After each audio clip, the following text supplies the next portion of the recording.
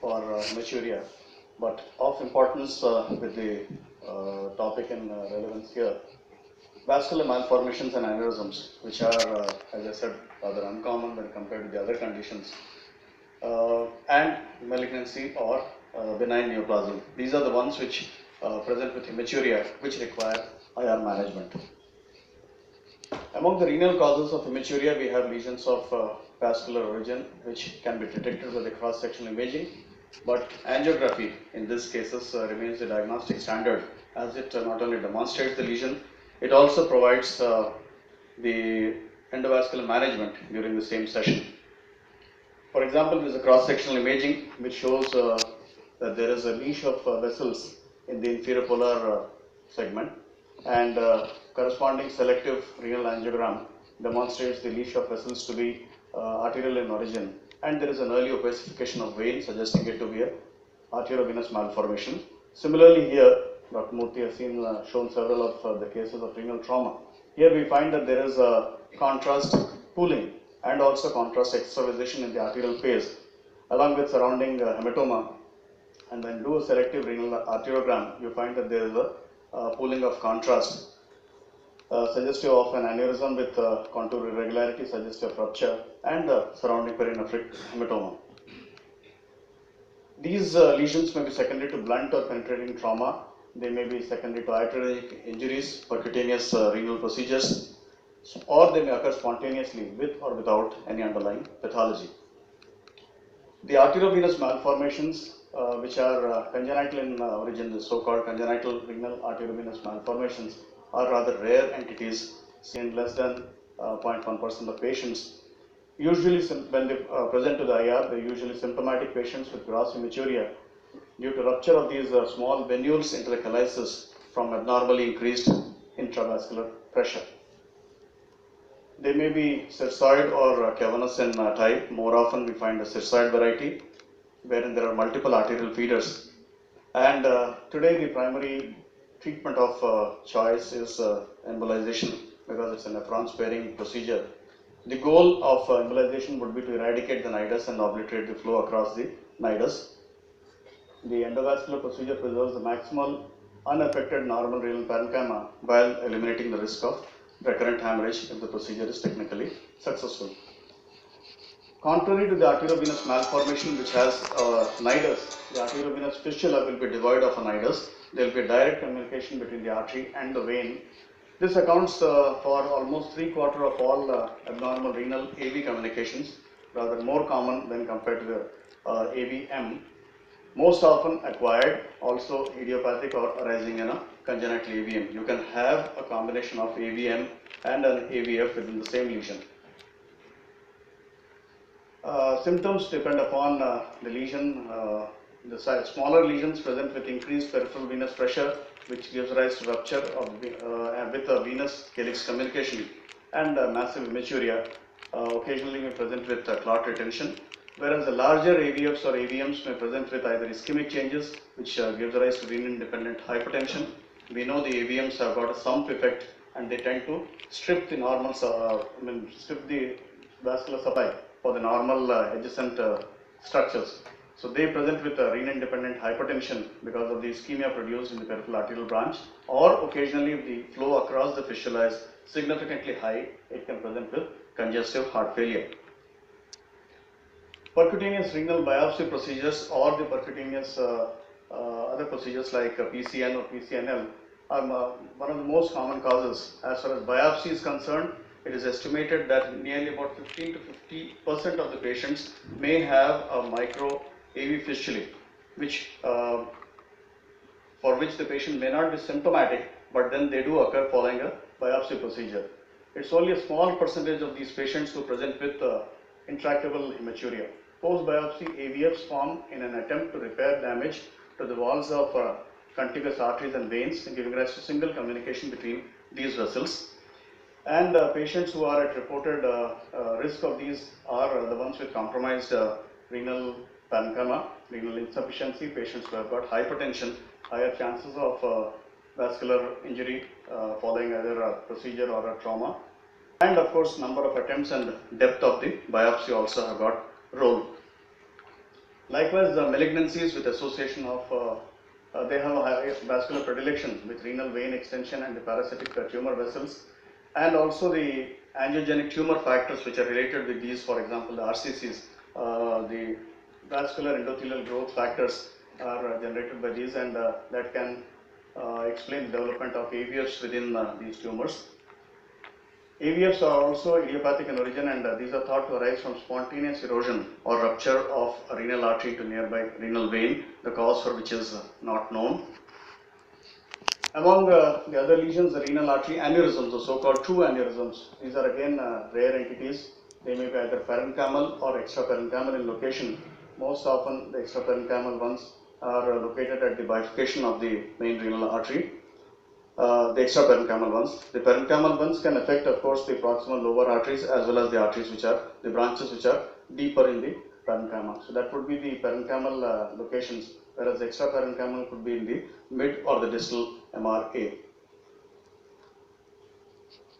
The degeneration of elastic fibers and mediolysis results in weakening of the vessel wall, resulting in expansion of the vessel from the high intraluminal pressure. Rupture, though, is considered to be extremely rare. There are certain risk factors, for example, pregnancy under the influence of hormones, size more than 1.5 centimeters, non-calcified saccular morphological features, and some of these conditions, the risk of rupture is high.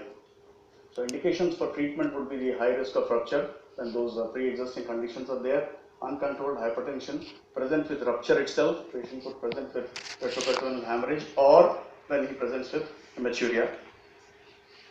For example, a case with FMD and a parenchymal aneurysm, which is subsequently managed by endovascular procedure by placement of coils. On the contrary, the renal artery pseudoaneurysms are a result of mostly either iatrogenic injury or acquired in nature following trauma. Recognized complication of percutaneous renal procedures, they commonly cause hematuria within 4 weeks after intervention because of erosion of the pseudoaneurysm into the adjacent renal collecting system. In association with AVFs, one can have or pseudoaneurysm as well. So a combination of AVF with pseudoaneurysm, which is still rarer. Again, the causes or etiology would remain almost the same. This is a interesting entity, something like the SMA syndrome, what we have in the vessel circulation. Here, compression of the left renal vein between the SMA and the aorta gives rise to compression of the left renal vein, stenosis, and thereby causing pressure elevation with minute rupture of the thin-walled veins into the collecting system. These patients occasionally can present with hematuria. And management-wise, either a surgical management or there are anecdotal reports where people have placed stent grafts in these vessels in order to prevent kinking of this vessel. Well, coming down to what is the prerequisites for the IR management. One, of course, is the good diagnostic angiogram, which requires routine hematological investigations. Adequate bowel preparation is a must, like also in cases of GI system. Anticoagulation is something which is a challenge in these cases because these patients have active hematuria, and you may have to restrict anticoagulation in patients who are actively bleeding. DSA with subselective catheterization is an absolute must in order to identify the small bleeders, and a choice of embolic material will be guided by the lesion that you are treating, the flow characteristics of the lesion as well as the morphology of the lesion. For example, the AVM would be treated with a different material as against an aneurysm. And the various catheters, commonly the renal double curve and the SIM1 catheter that we use for diagnostic angiogram, whereas the microcatheters, the ones which are meant for peripheral angiogram, braided microcatheters mainly for when you are planning to place a coil. For liquid embolic or for particulates, you could use non-braided microcatheters. Among the materials, you have the particulate embolic materials for especially the preoperative embolizations, as well for cases of neoplastic lesions, either benign or malignant neoplasm prior to surgery. You could use the particulates, gel foam or PVA particles. Where you require, for example, lesions like AVM, permanent embolic material, usually it's the liquid embolic material, NBCA is an agent of choice. Occasionally we also use this sclerosant, which is absolute alcohol in case of AVMs. Only thing you have to exercise caution while handling alcohol in terms of the volume as well as the rate of flow. The coils are essentially meant for the either parent artery occlusion if it's an end artery, as in case of the segmental arteries, or occasionally you may require saccular coiling with the detachable coils. The bare stents in case of renal artery dissection, which may occasionally result in hematuria, and of course the stent grafts or covered stent. You can use either a bare metal stent in dissection, or you could use a covered stent. Covered stent essentially where you want to isolate the aneurysm from the main circulation and preserve the flow across the parent artery. Coming down to some of the case examples, this 25 years old female who presented with hematuria and right flank pain of 1 week duration. There is a history of several surgeries, and when we do the angiogram, we find that she has got cystoid type of arterovenous malformation involving the branch arteries, the lower polar segmental arteries, and there is early opacification of vein. You have to go subselectively to the as close to the nidus as possible and then inject. Now here we find some amount of spasm. So now when we do, we are usually administering Depin through the saline infusion that we continue, so that there is no spasm encountered during the procedure. And spasm has advantage that it slows down the flow, but if the flow is too slow, your embolic material may not reach the desired location. It may block proximally, which is not desirable. So it's always ideal to have vasodilatation with vasodilator like Depin or nimodipine. So we continue a nimodipine infusion, and accordingly the flow is preserved. The vessels are dilated enough for maintaining the flow to take the embolic material across the lesion. So you have to reach as close to the nidus as possible so that you can preserve the normal supply to the extent feasible. 47 years old male presents with pain and swelling of the abdomen, left hydronephrosis, calculus disease, serum creatinine is elevated. He has a history of right nephrectomy and underwent PCLM for the left kidney calculus. So we know this background history of already he has had a nephrectomy, and this kidney is also I don't think you could save this kidney looking at the scans. Patient presents with hematuria. There is a gross ascites and then a large collection. There is the calculus which is seen there, and when you do an angiogram, you find that there is a pseudoaneurysm arising from the inferior polar segmental artery, and the job is very simple. You have to go subselectively with a microcatheter. The diagnostic catheter can reach till here, and a microcatheter till the point that the aneurysm is, and in the feeding artery leave a coil or two, or you could as well use liquid embolic agent like glue and obliterate the flow across the aneurysm. So procedure wise, the IR in renovascular lesions is pretty simple. You have to only know the techniques and utilize them carefully. And this is another patient, a 35 years old male who presents with loss of appetite for 2 months, difficulty in breathing for 1 week, and then diagnosed with renal involvement, underwent a renal biopsy. And the post biopsy, he has hematuria which persists for 4 days. So normally if there is a small amount of hematuria, you put these patients on conservative management. It's not at the very beginning you subject them for angio and endovascular procedure. You have to wait and watch. If the patient stabilizes with conservative management, there is no need for an aggressive procedure like angio. But if the patient has a persistent hematuria, intractable hematuria, that is the time when you have to evaluate him further. So diagnostic angiogram reveals that there is a early opacification of the vein. There is an arterovenous fistula with a small pseudoaneurysm. So what we do is place coils to disconnect this arterovenous communication, as well complete the job by placing a little of the PVA particles, and at the end of it we find that there is no early opacification of the vein, so the fistula is taken care. Yet another 50 years old male, diabetic, hypertensive since 8 years, knee joint pain for which he was an analgesic, and had the renal involvement with ATM. 2 hours later presents with After undergoing a biopsy 2 hours later, he presents with pain in the epigastrium and left line with hematuria. That's the corresponding CT which demonstrates this large hematoma in the perinephric as well as posterior space.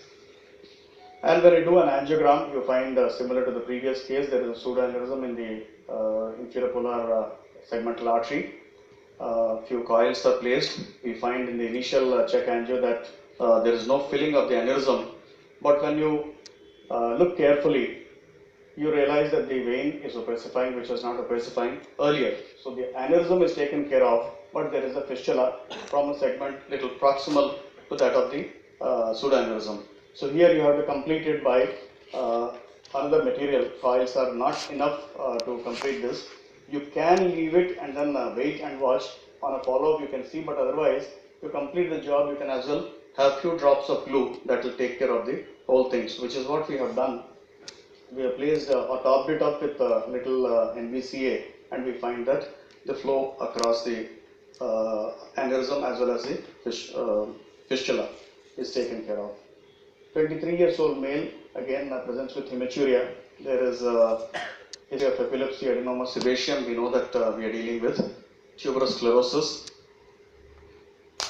He presents with a massive hematuria, and that's the corresponding CT which shows a large angiomyolipoma with aneurysmal dilatations on the artery, and that's the corresponding angio. So it was a huge tumor. So initially we injected PVA, gel foam particles. PVA would have been an expensive option. Patient is to undergo surgery. So we have done initial embolization of the tumor vessels with gel foam particles, and thereafter these large arterial radicals we have embolized with stainless steel coils, and that's the nephrectomy, post nephrectomy, where tumor and the kidney have been removed. Professor Murthy is here. You will recall this case which was done some time back. This is another patient who presents with loin pain increasing in intensity since 4 days, presents with hematuria, and that's a large angiomyolipoma which was responsible for this bleed. Here the job is simple. You have to take your diagnostic catheter itself. You don't require a microcatheter unless you have to go into the deeper radicals, wherein it will be safer to use a microcatheter to prevent any kind of vasospasm. You can float the PVA particles to take care of the abnormal neoplastic circulation. So that's at the end of the procedure, where you find that most of the normal vessels are preserved and most of the tumor related vessels are taken care of, after which of course this patient underwent surgery. So the major advantage of endovascular therapy are that it is minimally invasive, rapid cessation of hemorrhage, it enables optimal tissue preservation with minimal loss of renal function. It can be definitive procedure most of the times, or it could complement the surgery. Thank you.